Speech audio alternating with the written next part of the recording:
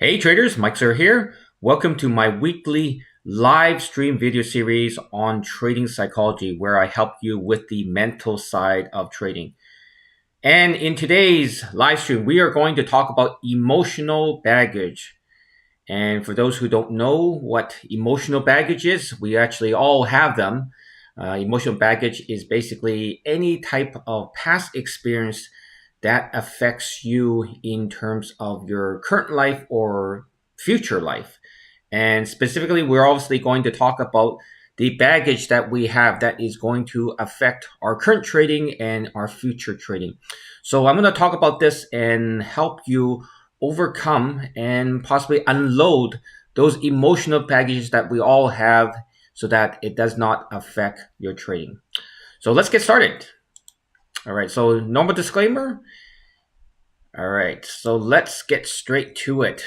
All right, so we all have emotional baggage in the sense that we obviously have past experiences, or for those who have not traded before, you still have emotional baggage because of your personal life, right? Or your past history in terms of experiences in your own life that you bring into trading. Uh, what we're going to talk about, first of all, is emotional baggage that you bring into trading that affects your current trading. So the first one, in terms of emotional baggage that we have that we bring into trading, is we've had experienced a big financial loss, meaning you have had some big losses in your trading account before, or or you've experienced having blown your account, right? Where you lost all your money in your account. So when you experience that type of big financial loss, you tend to get, let's just say you experience that, you tend to get a little cautious, right, in terms of trading the next time, right? Or if you've blown your account, when you put more money back in, you tend to be a little more cautious because you obviously don't want to blow out your account again, or if you experience a big loss, you're afraid to put on another trade, right? Or even or even if are comfortable with putting a trade, you're uncomfortable and not confident on putting on another big trade, right? Because of your experiences previously.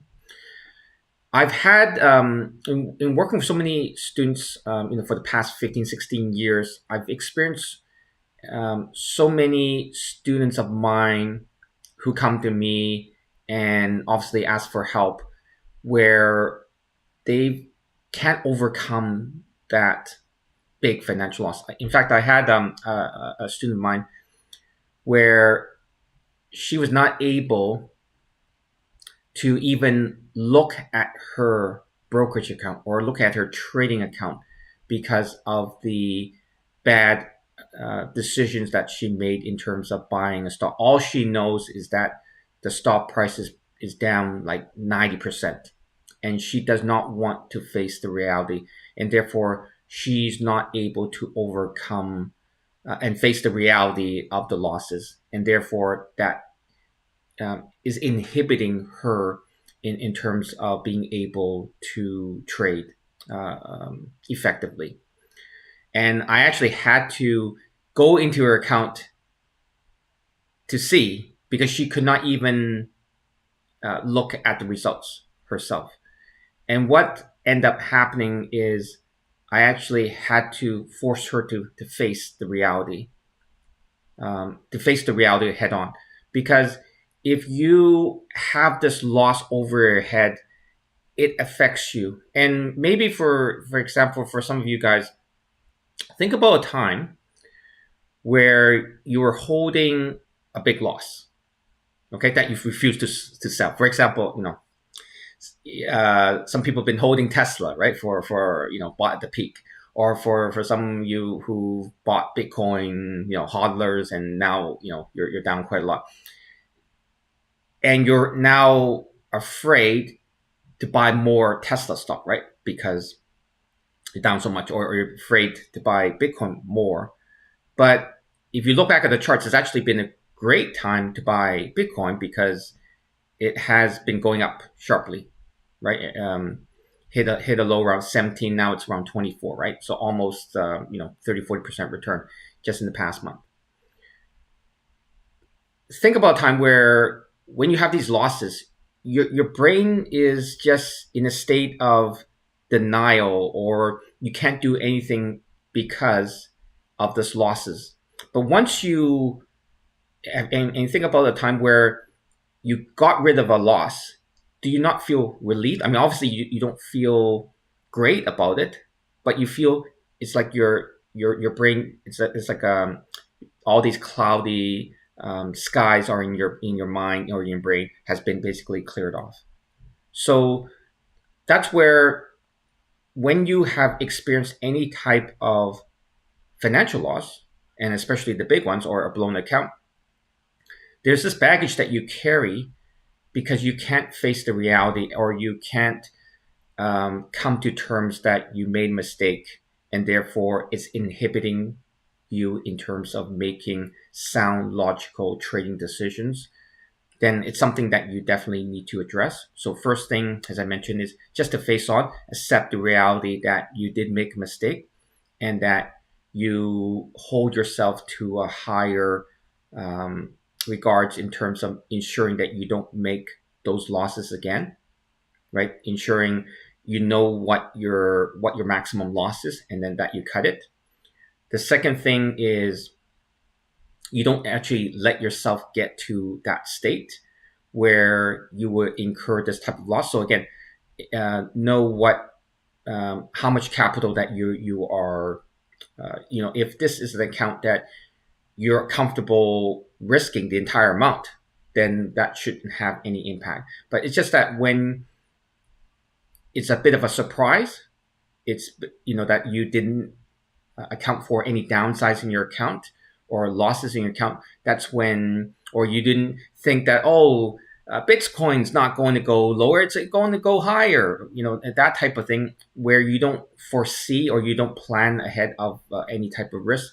Then you will be surprised. But if you plan everything ahead of advance, you know what your risk is, you will never get to that situation. So therefore, you won't have this emotional baggage that you'll be carrying, because that emotional baggage will be already gone, or baggage is something that you can easily unload just because you were already aware of that. Okay, but that's one of the biggest emotional baggages that a lot of traders face, is whenever they experience some type of big financial loss, it affects your logical trading decisions. And then whenever you do feel that way, take some time off from trading, and to be able to build back your confidence. The second thing, similar, is a bad trading experience. So a bad trading experience obviously can be involving obviously financial loss, but it could be where you thought that a particular financial asset that you bought, you're so adamant that this was going to go up. When the market disagrees with you, and let's just say the asset that you think is going to go up goes down, then that experience ruins your impression of the asset.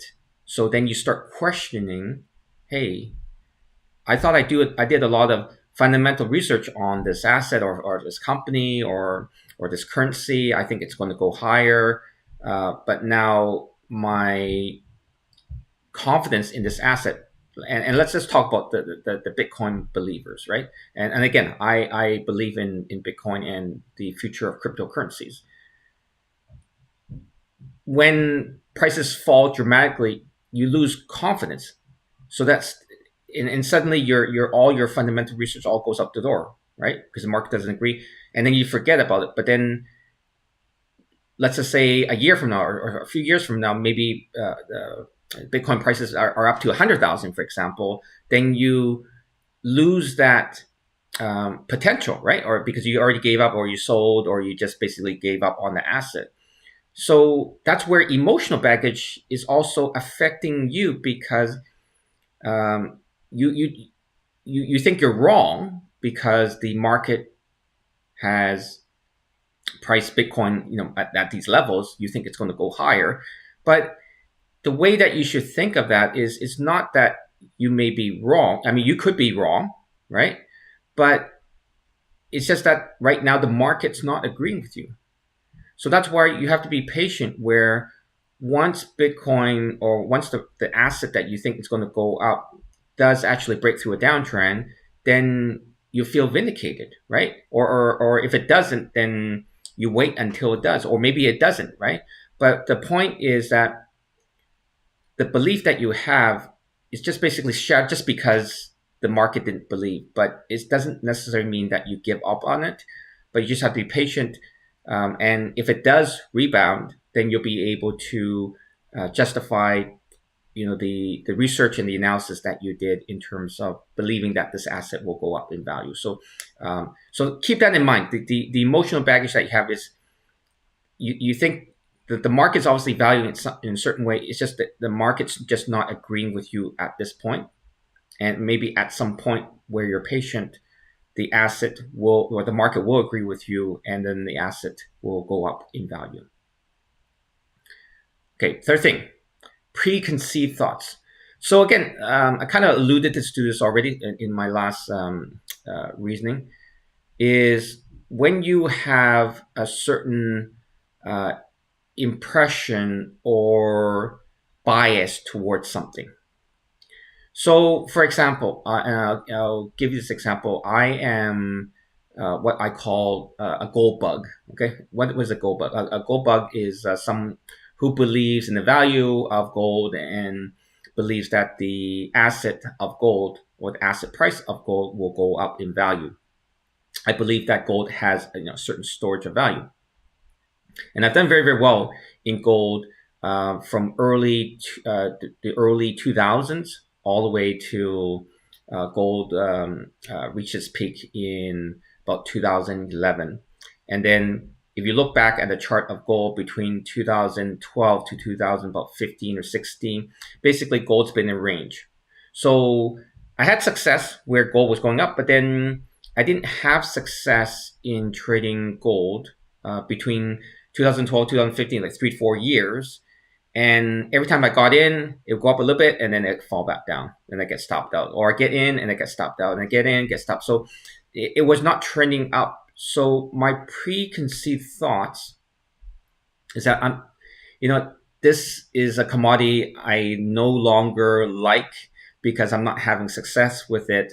So I'm just going to forget about it. And then when I was working with my students who believes in gold, and I saw that's going to go higher, based on the charts, my preconceived notion is it's not going to go up because I've been stopped out so many times. It's probably going to be a false breakout and then come back down. But if you look at the price chart of gold, it's been doing quite well. So missed that rally. So it's a preconceived notion that, just because of my past thoughts of gold, it's going to be range bound, it's not going to work.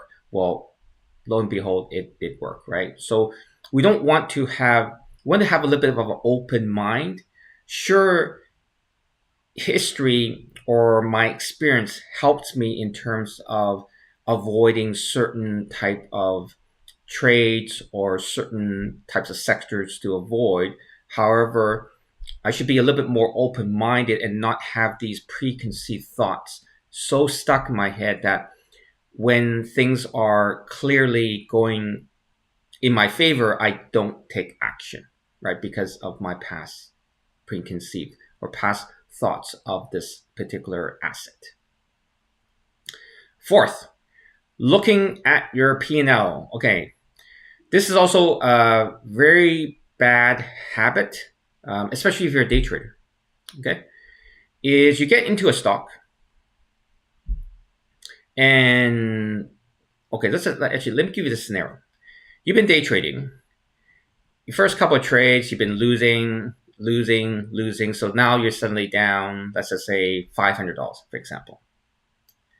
Then you get on your fourth trade, and you get in, and it's working.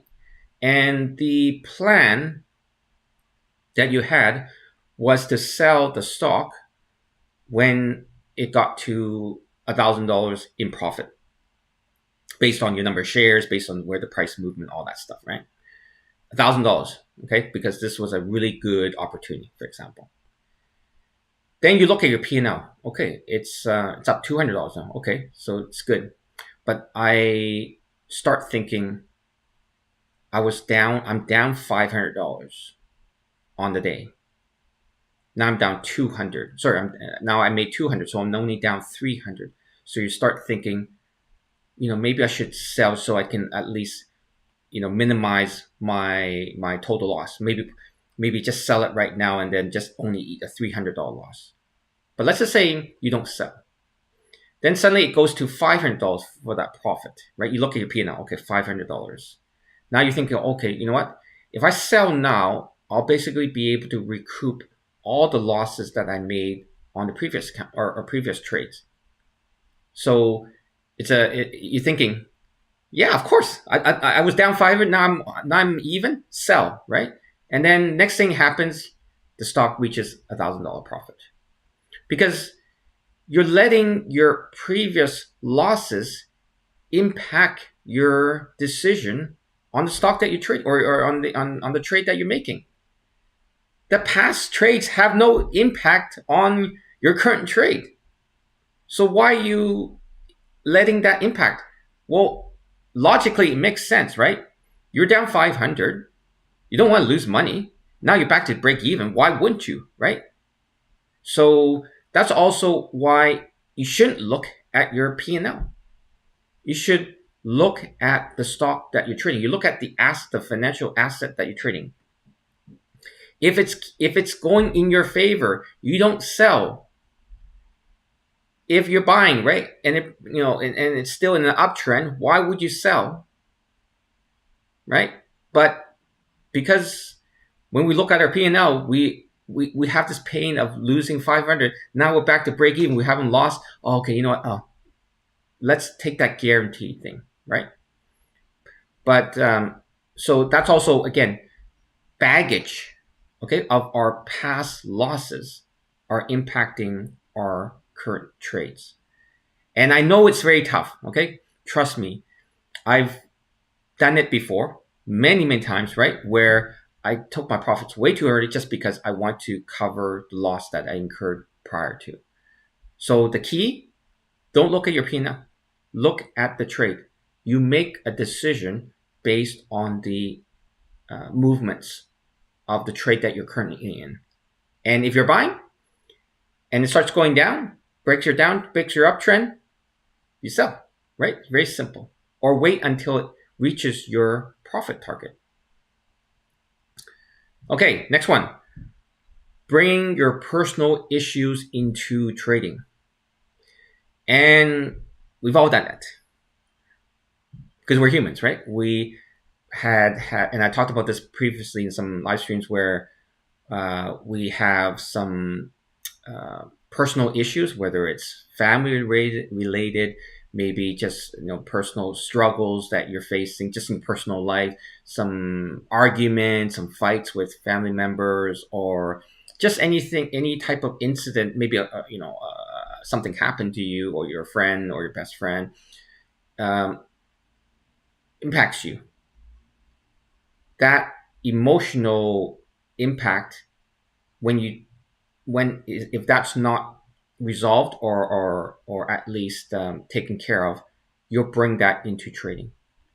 So, for example, maybe you had a best friend get into a car accident, and now he has a lot of medical bills that he needs to pay, and then now you're thinking, well, if I can help him, and by trading, like if I can make some profits to be able to cover his medical bills, and it's going to be $5,000, for example. So I got to make $5,000 that day, right? So that's obviously wrong, right? Because you're bringing your personal issues or stuff where, think of it from a positive perspective, where you see a nice car that you wanted to buy, or you see a nice, for some ladies, a nice bags or shoes or clothing, right? Or fashion you want to buy, and it costs X amount, and then you go into trade to your trading account and trade that day. Okay, I need to make X amount to buy this type of stuff. Well, that's wrong. Because yes, you can have a target goal in mind to be able to reach this financial result, but it shouldn't be the driver for you to try to force certain trades, right? So again, you're bringing your personal issues or your baggage into your trading. Second last one, fear of losing or being wrong. Okay. Okay, fear of losing. Let's talk about that. So when you have incurred a loss before, well, let's just say you're a newbie, you have lots of enthusiasm, but then once you put on your first trade, you lose, you don't feel as confident anymore. You put on a second trade, you lose again. You put on another third trade, you lose again. Now suddenly you have this fear of losing. Now, it could be where a scenario where you place these trades, which were well thought out. It's not emotional. It's not stupid trades like illogical trades. It's very very well thought out. You got your stop loss right to protect yourself. It's just the market's not agreeing with you. Then you start to doubt yourself.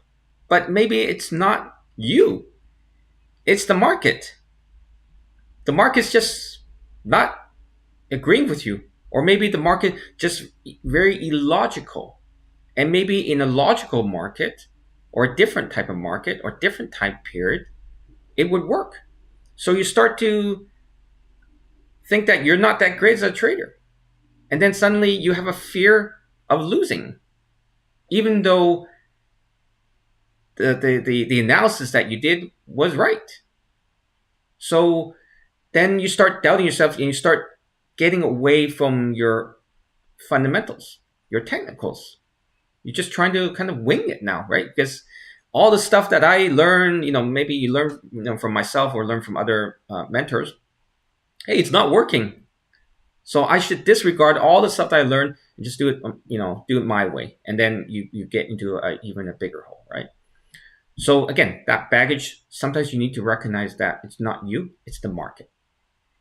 The other thing, like being wrong, is also for some people is very, very important. As you know, it's not about being right. It's about making money, right? So some people take it very personally.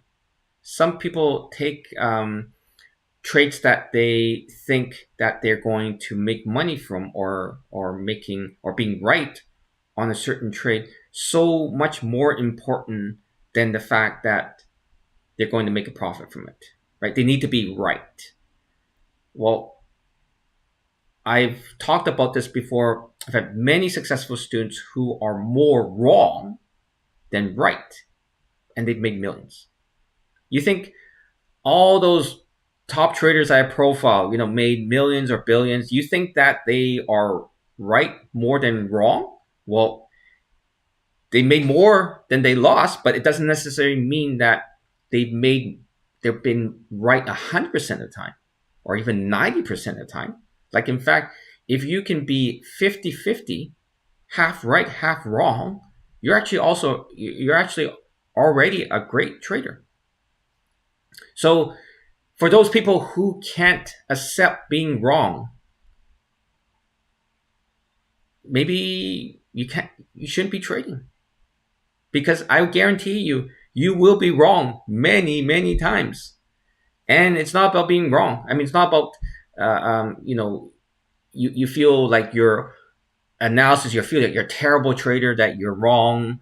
Well, that's where risk control is, right? So for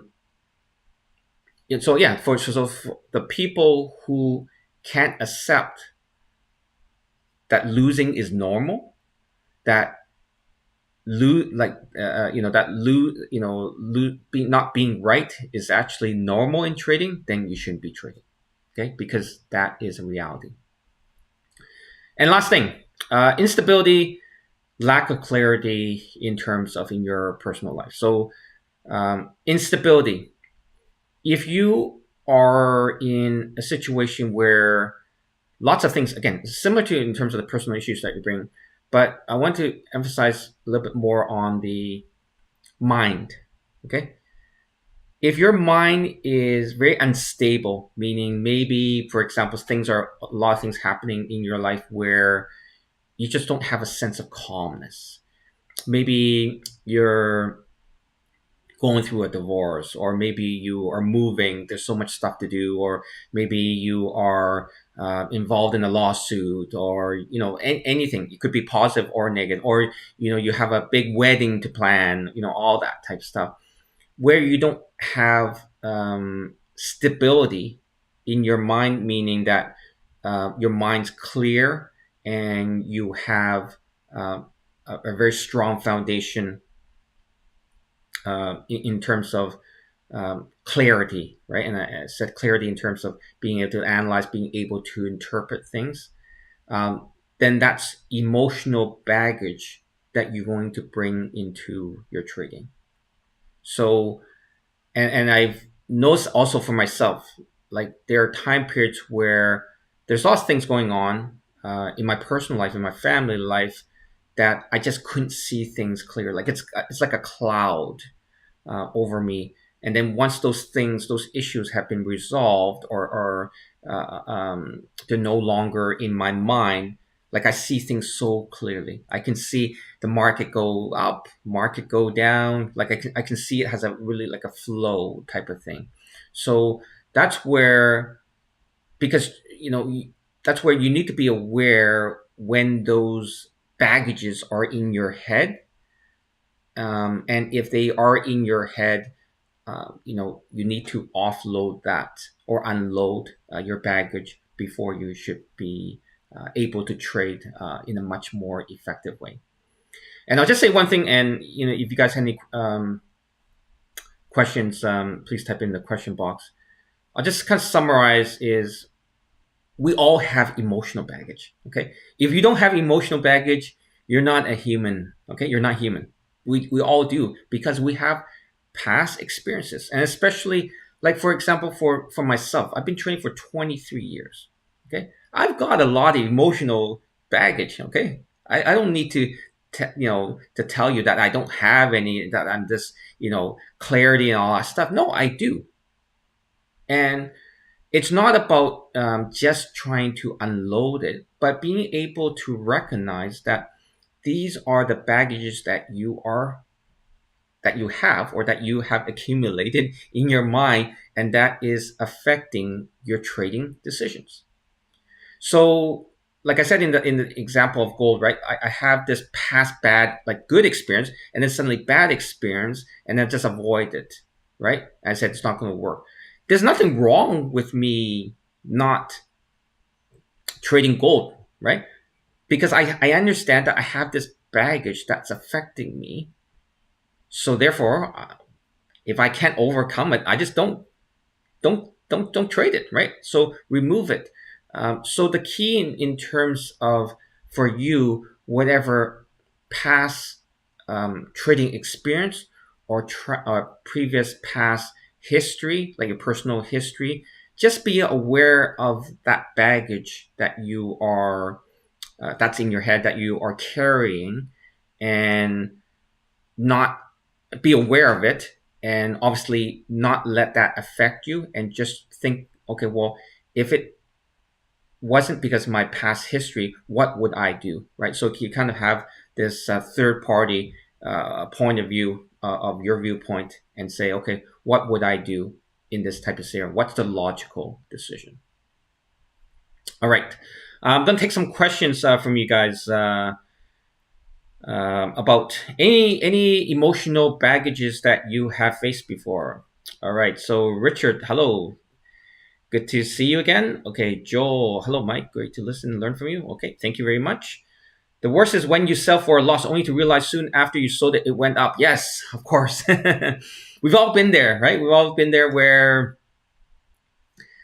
we sold too early because we got nervous. Let's just say, for example, recently, right, in the past month, right, the market's going straight up, and because for some of my students who they sold way too early because they still have this fear. Oh, we're in a recession. This market is a bear trap. It's just a short term blimp. It's not it's not going to go any higher. Well, yeah, of course it may not go higher, but and that's why you have this again preconceived thoughts that we're in a recession, so it's bad.